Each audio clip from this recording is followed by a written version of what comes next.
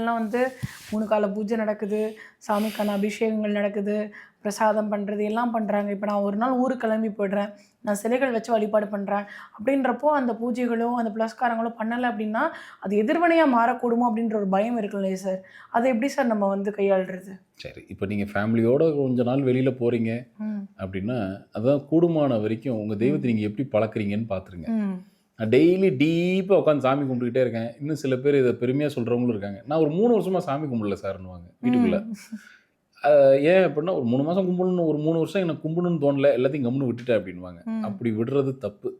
அது சாபமாக மாறுங்கிறத விட நீங்கள் எனர்ஜியை விட்டு விலகிக்கிட்டே போகிறீங்கன்னு அர்த்தம். அந்த தெய்வம் காத்துக்கிட்டே உட்காந்துருக்கும், திருப்பி இவன் எப்போ வருவான் அப்படின்ட்டு. அதுக்கு பதிலாக என்ன செய்யலாம் அப்படின்னா, நீங்கள் ரெகுலர் உங்கள் பூஜையில் இதுதான் என்னோடய பூஜை நேரம், அதை நான் இப்படி பழக்கிறேன் என் சாமியை அப்படின்னு நீங்கள் பழக்கிட்டிங்கன்னா அதோட எதிர்பார்ப்பு ரொம்ப லோ லெவலில் இருக்கும், ஃப்ளோர் லெவலில் இருக்கும்.